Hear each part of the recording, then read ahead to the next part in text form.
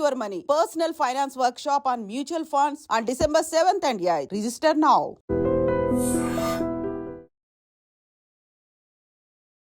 Hello guys, welcome back to iDream media. ఈరోజు మనతో ఉన్నారు పర్సనల్ ఫినాన్స్ ఎక్స్పర్ట్ అయిన విజయ్ కర్ణం గారు. ముఖ్యంగా మీ పర్సనల్ ఫినాన్స్ అనేది మీరు బెటర్ చేసుకోవాలనుకుంటున్నారా, మనీ మల్టిప్లై చేసుకోవాలనుకుంటున్నారా, స్టాక్ మార్కెట్స్లో ముఖ్యంగా మ్యూచువల్ ఫండ్స్లో ఇన్వెస్ట్ చేయడం ద్వారా ఒక సెక్యూర్డ్ ఫ్యూచర్ని మీ సొంతం చేసుకోవాలనుకుంటున్నారా, మీ పిల్లల ఎడ్యుకేషన్ కోసం అయి ఉండొచ్చు, మీ రిటైర్మెంట్ కోసం అయి ఉండొచ్చు. రైట్ ఫండ్ని సజెస్ట్ చేయడం చాలా ఇంపార్టెంట్. ఈ విషయాలన్నీ కూడా మీరు అప్కమింగ్ వెబినార్లో తెలుసుకోవచ్చు. సో రైట్ నౌ హోమ్ లోన్కి సంబంధించిన విషయాలు తెలుసుకుందాం. Hi sir. హలో అండి. Sir, right now home loan పరిస్థితి ఎలా ఉంది అంటే, ఒక 50 లక్షలు తీసుకున్నామంటే ఇంకో 50 లక్షలు వాడికి ఇంట్రెస్ట్ కట్టాలి. రిటర్న్లో 30-40 సంవత్సరాలు వాడికి రెంట్ కడుతున్నాం బతకాలి మనం. సో టు బీ ఫ్రాంక్, ఆ ఇల్లు పిల్లల కోసం తప్ప మన కోసం కాదు.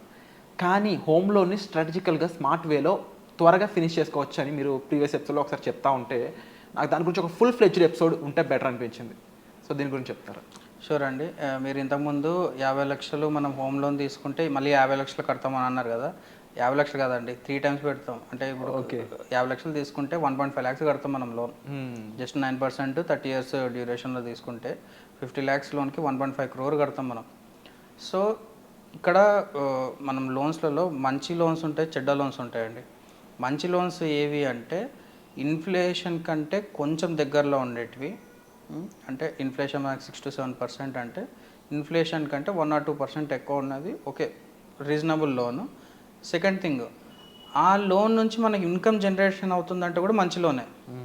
ఇప్పుడు నేను 8%, ఇప్పుడు హోమ్ లోన్ ఉంది 8% ఉంది, 8% లోన్ తీసుకొని దాని మీద క్యాపిటల్ అప్రిసియేషన్ మనకి 15-20% అయ్యింది అనుకోండి, అది మంచి లోనే.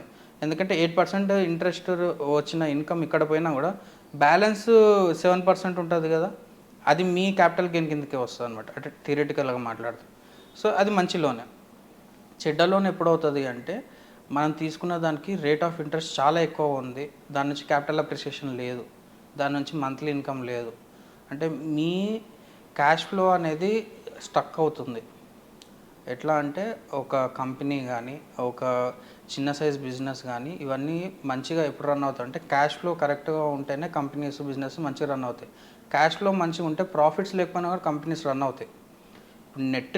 నెట్ తీసుకుంటే జీరో ఉన్నా కూడా క్యాష్లో ఎవ్రీ 15 days ఎవ్రీ 30 daysకి వాళ్ళు క్రెడిట్లో కానీ డెట్లో కానీ రొటేషన్ చేసినా కూడా వాళ్ళ శాలరీస్ రొటేషన్లలో వెళ్ళిపోతుంది అనమాట. సేమ్ అట్లాగే మన ఫ్యామిలీస్లో కూడా ఎప్పుడైనా సరే నెట్ ప్రాఫిట్ లేకపోయినా సరే ఇన్ఫ్లేషన్కి దగ్గర ఉండి, అంటే ఇన్ఫ్లేషన్ 6%, హోమ్ లోను 8%, 9% అంటే 3% డిఫరెన్స్. అంటే 3% మాత్రమే ఇక్కడ మనకి ఎక్కువ ఇంట్రెస్ట్ ఉంది ఇన్ఫ్లేషన్ కంటే. కానీ క్యాపిటల్ అప్రిసియేషన్ లేదా అంటే క్యాపిటల్ అప్రిసియేషన్ కూడా ఉంది. అంటే home loan is a good loan, మంచి లోన్. కాకపోతే మనం ఓవర్ ద పీరియడ్ డ్యూరేషన్ చూసుకుంటే మనం తీసుకున్న దానికంటే ఎక్కువ కడుతున్నామని చాలామంది ఫీల్ అవుతారు. సో దీనికి మనకి ఒక 2-3 waysలో మనము దీన్ని ట్యాకిల్ చేయవచ్చు అండి.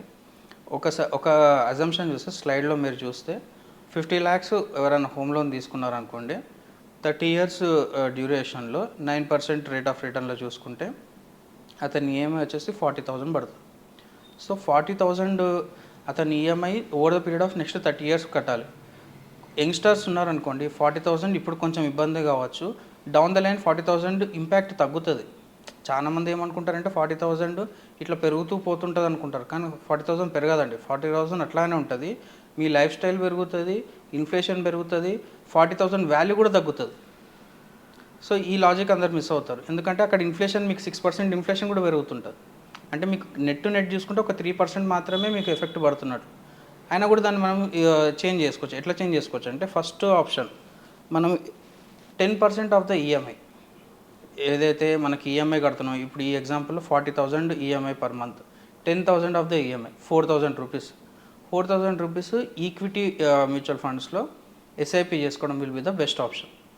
ఎట్లా అంటే ఇంకా డీటెయిల్గా చెప్పాలి అంటే ఈ స్లైడ్లో సెకండ్ స్లైడ్లో మీరు చూడండి, 4,000 rupees 30 years డ్యూరేషన్లో 12% rate of return మనం క్యాలిక్యులేట్ చేసుకుంటే మీరు ఇన్వెస్ట్ చేసేది జస్ట్ 14 lakhs మాత్రమే 13 years డ్యూరేషన్లో.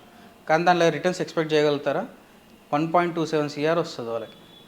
సో మీరు ఇన్ని రోజులు మీరు కట్టిన ఇంట్రెస్ట్, కట్టిన క్యాపిటల్ ఏదైతే అసలు వడ్డీ అంటాం కదా, దాంట్లో ఉన్నది మొత్తం ఈ ఎస్ఐపిలో మనం రికవర్ అయిపోతుంది. ఇది జస్ట్ 12%కి మాత్రమే మన ఈక్విటీ మ్యూచువల్ ఫండ్లో. అదే ఒకవేళ ఇంకా హైలీ అగ్రెసివ్ ఈక్విటీ మ్యూచువల్ ఫండ్లో 15% సిఏజీఆర్ వర్కౌట్ అయిందనుకోండి, అది 2.6 సిఆర్ వచ్చేస్తుంది. అంటే మీరు పెట్టిన క్యాపిటల్, ఎస్ఐపిలో పెట్టిన క్యాపిటల్, హోమ్ లోన్కి పెట్టిన క్యాపిటల్ అవన్నీ నెగిటివ్ చేసుకున్నా మీరు నెట్ 1 సిఆర్ ప్రాఫిట్లో ఉంటారనమాట. So this is one of the best option.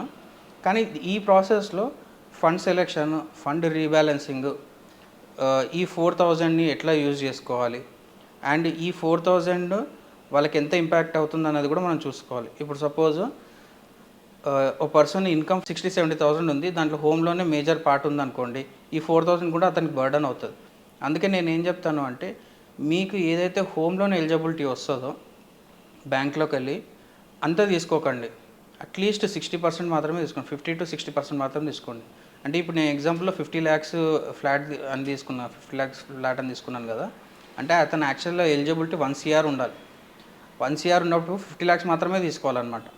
అప్పుడే మనకి ఈ 4,000 అడిషనల్గా మనకు పెద్ద బర్డన్ కాదు. ఎందుకంటే ఆల్రెడీ 40,000 ఈఎంఐ కడుతుంటాడు, అడిషనల్గా 4,000 కట్టడం పెద్ద ఇబ్బంది కాదు. ఎందుకంటే అతన్ని already income near to 1 lakh ఉంటుంది. అప్పుడు 1 lakh నియర్ టు ఇన్కమ్ ఉన్నప్పుడు అతని ఎలిజిబిలిటీ 1 సిఆర్ ఉంటుంది.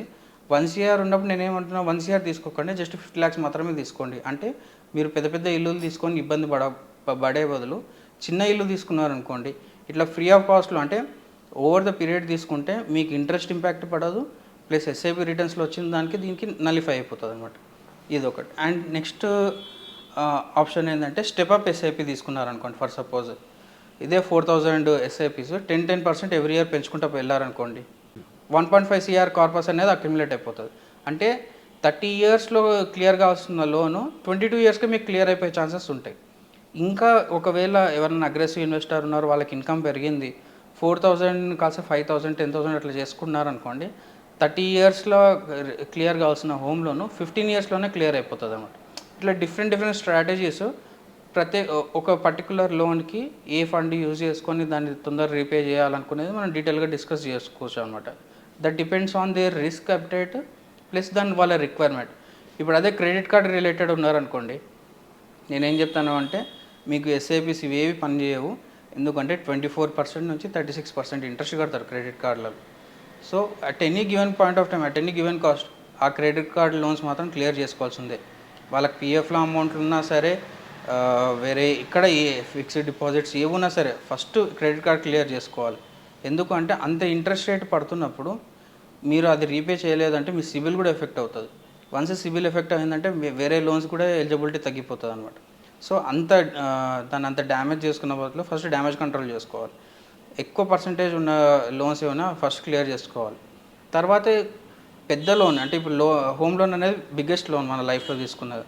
ఆ బిగ్గెస్ట్ లోన్ తక్కువ ఇంట్రెస్ట్ ఉంటుంది కాబట్టి దీన్ని మెల్లగా ఇట్లా over the period of time 10-15 years అట్లా క్లియర్ చేసుకుంటే, ఆఫ్టర్ 15 years మళ్ళీ ఒకవేళ మీరు ఇంకా వర్కింగ్ ఉంటే అప్పుడు వేరే ప్రాపర్టీ తీసుకోవడం కానీ అట్లా ప్లాన్ చేసుకోవడానికి ఛాన్సెస్ ఉంటాయి అన్నమాట. So wonderful information sir. And I think ఈ కాలిక్యులేషన్స్ అనేవి తెలుస్తుంటే బహుశా వాళ్ళు తప్పులు చేయరేమో. But at the same time ఇలాంటి ఎన్నో సలహాలు సూచనల కోసమే ఒక వర్క్షాప్ అనేది కండక్ట్ చేయడం జరుగుతుంది. ఆ వర్క్షాప్లో మీరు పార్టిసిపేట్ చేయాలనుకున్నట్లయితే వెంటనే డిస్ప్లే అవుతున్న నెంబర్స్ కాల్ చేసి ఇమీడియట్గా వర్క్షాప్కి మీరు రిజిస్టర్ చేసుకోవచ్చు. Thank you so much.